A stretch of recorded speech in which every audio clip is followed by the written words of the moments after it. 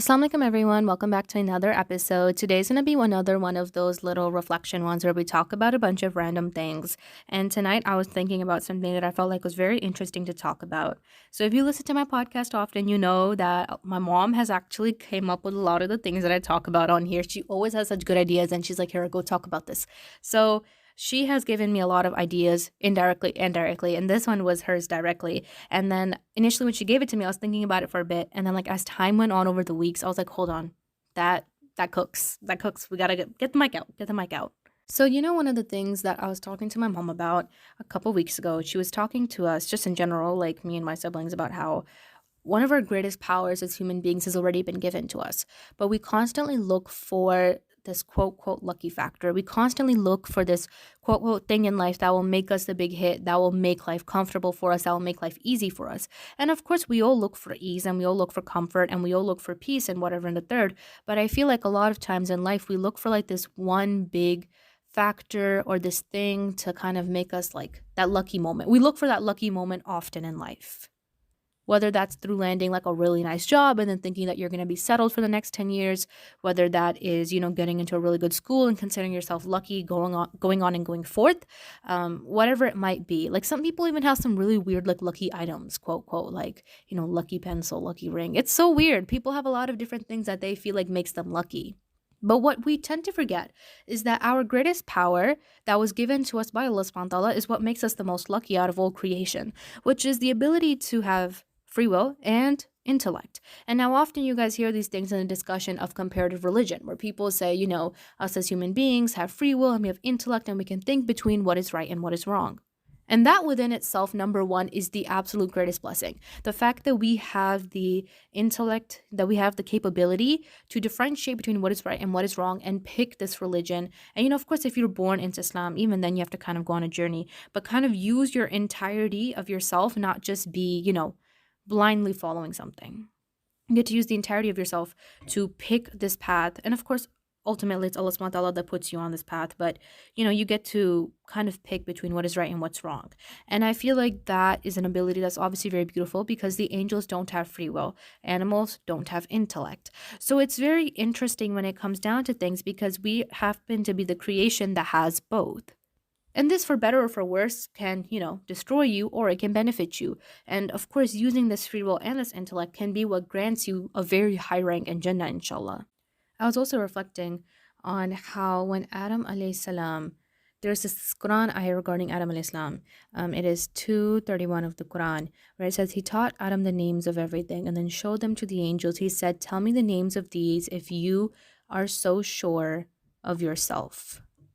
And again, that's like that same factor of the fact that Allah taught us that Allah taught Adam alayhi salam first off the names. And so I feel like there's this common theme that comes down where we have this ability to know Allah and to know Him actively with a choice that we often forget that this is our sole purpose. Our whole purpose of this dunya is to worship Allah subhanahu wa ta'ala, correct? Is to worship Allah. We were made to worship Allah. And since we were made to worship Allah, it seems like we already have a leverage by the fact that we have an intellect and free will that we get, first of all, the ability and the choice to worship Allah, but also worship and understand Him full-heartedly as compared to doing something just blindly, which is exactly why I think that there's such a big emphasis on using our intellect, because we were created for a sole purpose, correct, of worshiping Allah. And when Allah gave you the stepping stones of your intellect and your free will to accomplish that purpose properly with a full heart, and you continue to just blindly wander, that's why, there's this Quran ayah that talks about, it's not the eyes that are blind, it's the heart that is.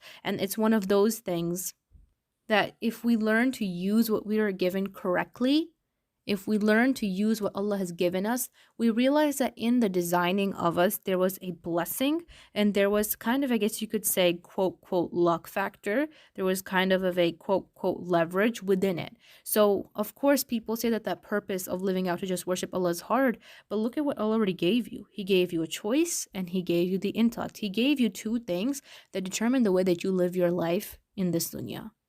And just some personal reflections, like I was thinking about this the other night, how knowing Allah is where some of our greatest power lies. And I don't mean like just knowing to say you know. I mean knowing Allah in the sense of action, in the sense of day-to-day life, in the sense of intellect, in the sense of everything. Knowing Allah is where our greatest power lies. Because then when you know Allah, you also understand and know what Allah has sent down. You know our purpose, you know why we're here. And then you also know the Quran. You also know the Prophet, peace and blessings be upon him. You start to know these things. And then the Quran is a book that is filled with wisdom, that is filled with guidance, that is filled with ways that you can get to Jannah. So it almost seems as if through the Prophets, peace and blessings be upon all of them, through these wide array of trials that they all went through, from some of them having their own wives be disbelievers, from some of them having to leave their own children behind, from some of them having their own brothers betray them, from some of them having to leave their own father behind, from some of them going through, being born as an orphan. Like all these wide array of things, these wide array of trials that you'll face in this life, having them go through those issues teaches us how we, using our intellect, can deal with those same problems, how we can cope having those problems. And then the Quran, on the other hand, of course, they go hand in hand, everything, but the Quran, on the other hand, helps us understand how we can get to Jannah, who Allah is, understanding the stories of those prophets that came before us even better. And of course, when you connect all this together, it's like a very big life map, kind of like a guide, as we can say, to go through life, to understand who is Allah, why do you worship him, how to deal with the trials and the hardship that life throws at you, how to cope with the different things that you might face, how to get to Jannah, the qualities that Allah loves. Like everything is kind of given to you. But a lot of us don't understand that because we're constantly looking for this luck factor or for this power to be given to us within this dunya, when the greatest power was given to us by Allah, who's the most powerful. And if we learn to understand and how to use this quote power that was given to us by him, I'd say more as like a blessing and a leverage. If we learn how to use it, inshallah, we can be successful in this life and in the next. I don't know, hope that kind of made sense. It's a little bit mumbo jumbo, it's late at night, but hope it kind of made sense. Take care of yourself. Have a great rest of your day. Assalamualaikum.